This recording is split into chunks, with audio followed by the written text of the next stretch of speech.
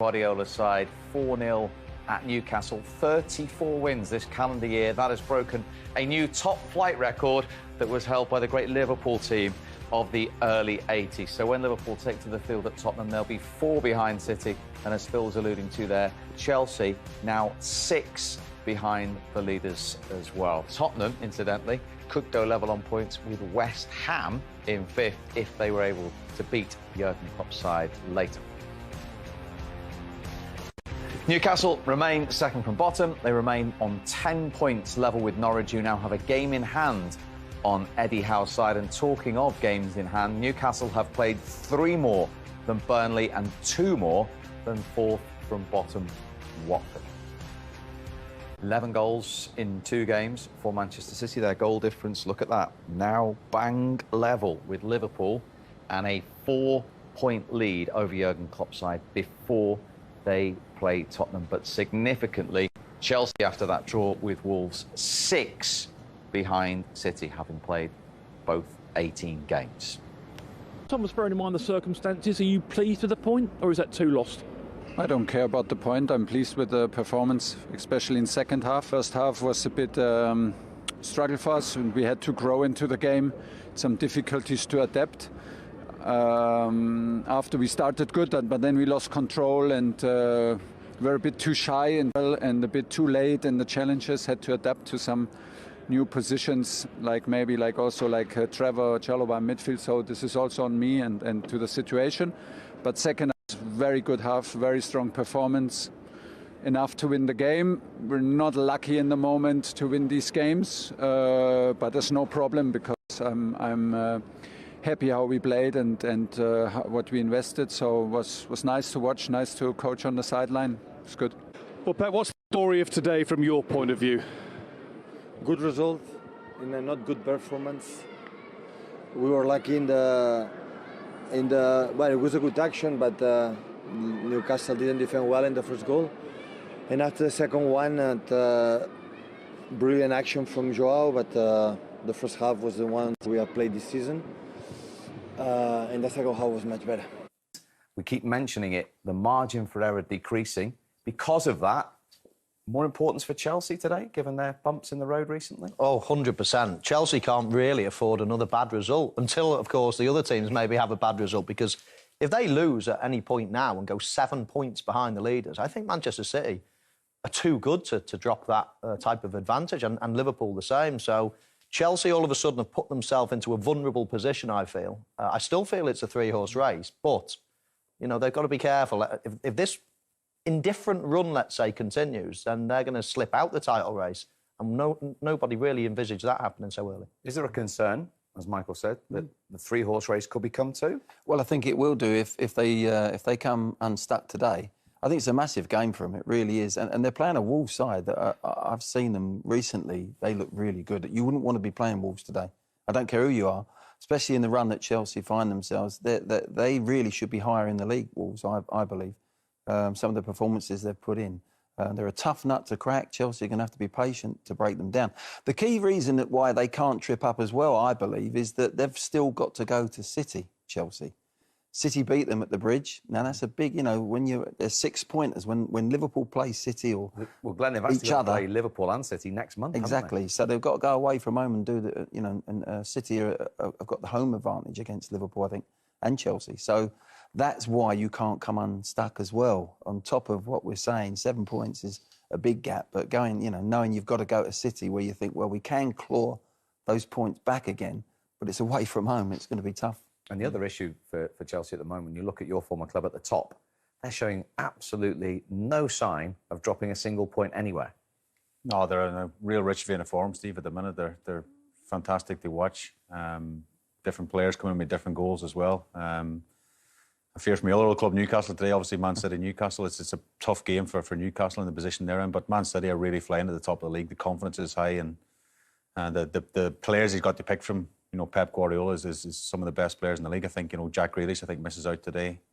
Was brilliant. Probably his best game the other night, which was a surprise.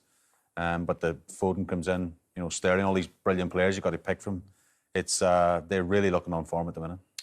Given City's form and Liverpool there, the fact that these two managers have been through this race before, Klopp and Guardiola. Does that count for anything? Yeah, I think so, yeah. I think players, manager, experience, of course, it counts. They've had the tussle between themselves over the last few years. And a lot of people, me included at the start of the season, thought, wow, Chelsea are certainly going to rough them up this season. Actually, a lot of people thought Manchester United would as well. They've dropped away early, but it looks at the moment as if Chelsea are the next team to drop away unless they can rekindle that form that they're on. And we see the table. I mean, there is a tiny little gap appearing at the moment. They can't let that grow any more. Otherwise, they're going to be, in there. I feel as probably the top two, and then there's one, and then there's the group. But they've got to make strides to keep tabs with those top teams at the moment and make it a three-horse race. And is that because of the standards of City and Liverpool, the consistency, Glenn? Yeah, that's the difference at the moment.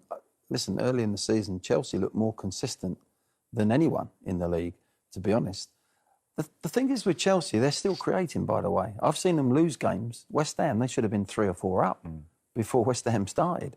And there's games where I've seen it, where they're not putting that finishing touch to some lovely moves. And if that happens, then the pressure. And they've been giving stupid goals away. There's been some awful goals they've given away. They look really tight, and suddenly it's the defensive side of their game.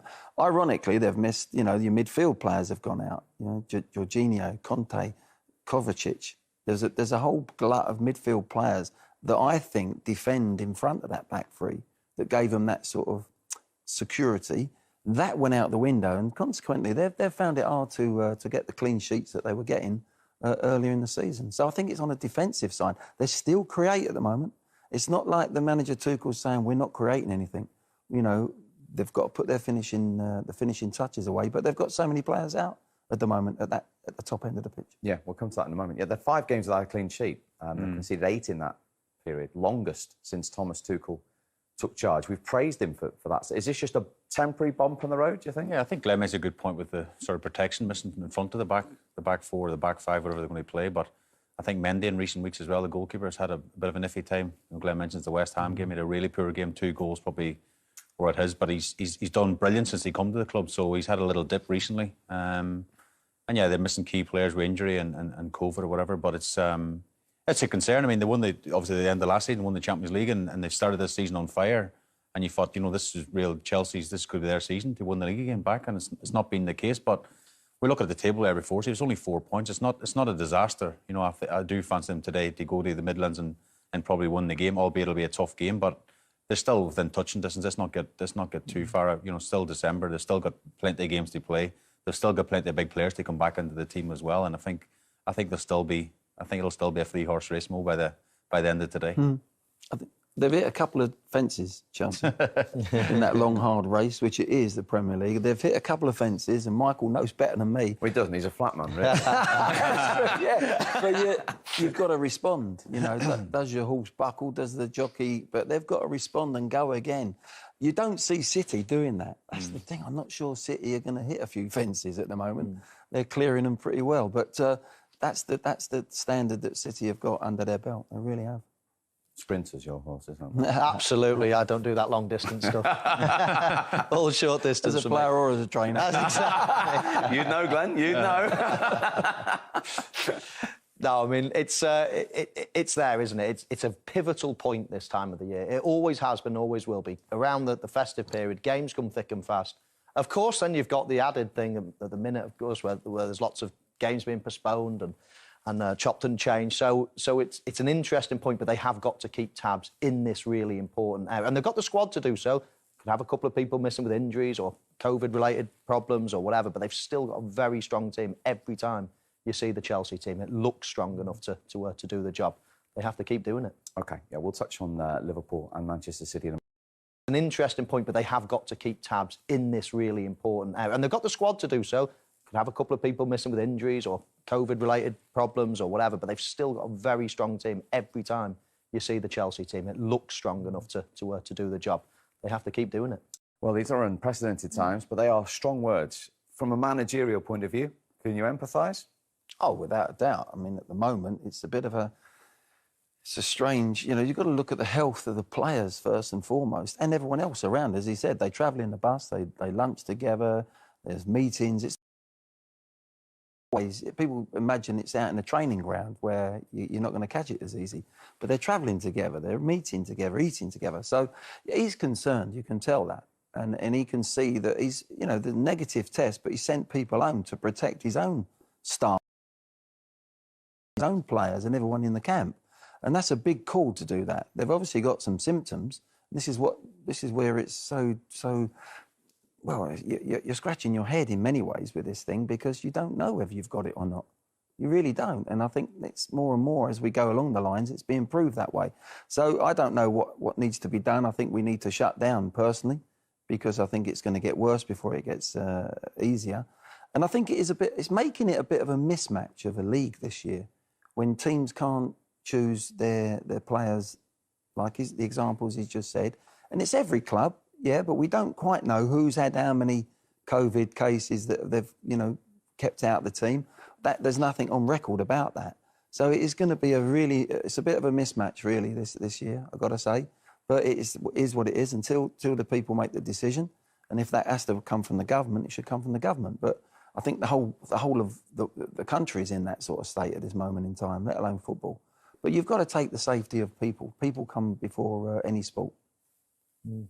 Yeah, it's a very difficult situation. We've been here before, and of course we're here again, and it makes it more difficult when certain games are being postponed and some aren't. You know, you don't know what the criteria is. Is it a set amount of players? Is it this or that and the other? But hey, we've got 3 games to look forward to today. This game is going on, so you know, you can tell Thomas Tuchel's not too happy about it, but they've got a job to do. They have to do the job. You know, they can't afford to lose today. And it's a very difficult game they've got to play. Yeah. And let's have a look at the team. Chalobah and Kante are back. And they're both going to play in midfield. We understand Chalobah alongside Kante. Pulisic continuing up front. As you heard him say there, no Havertz, Werner, Lukaku, Hudson-Odoi. All those attacking options unavailable to Thomas Tuchel today. Kovacic has been out for 11 games. He's a substitute. And as you can see, Chelsea have named only 6 substitutes, and 2 of those are goalkeepers. Mind you, that's the most important position, Shane. Oh, obviously. No, I mean, it's. I'm sure there's Chelsea got one of the best academies in the league as well. I'm sure they have players they can put on the bench. I know there's this bubble you have to protect, but there's testing in place now. As Michael says, we've been here before. Surely there's doctors and procedures they can put in place. Because even if I was an academy kid now at Chelsea looking at the team sheet, there's positions on the bench that I could be filling. And the experience they would gain from going to Wolverhampton Wanderers today and maybe even making their Premier League debut, you know, that's a day they'll never forget. So I think they've missed a trick there. But as Mo says before as well, the team is still very, very strong. It's a team full of international players and a team good enough to go to Wolverhampton at 81, albeit it won't be an easy game. I mean, the question mark would be over Kante and Chalobah and people like that who have come just back from COVID or injury. How many training days have they had? Because by listening to Tuchel, he was kind of saying, well, some of them haven't trained very well. Some of them just living to put on the pitch because they haven't, for whatever reason, had the time to work with them. And that's maybe why he wanted the game called off. But as Michael mentions, well, I think the clarity needs to be better because some games are getting called off, some aren't. What's the number? How many players have to have the COVID for them to cancel? And every squad's got a 25-man squad. So surely if they have X amount of players and there's some clarity from the Premier League, X amount of players are missing, then you can call the game off. Because at the minute it sounds like we're just phoning my mate up, can you get the game called off, yes, no, or whatever, and some teams are getting it called off, some aren't. So the integrity of the league is coming into question, if you ask me, and that's not a good thing. Well, there's still 17 players there, and they're all international players, ready to play this game. Of course, yeah, and I don't think, from a quality point of view, I think Chelsea are probably the least effective from that point. I mean, they've got the deepest squad in the Premier League. The depth of quality in there is quite staggering.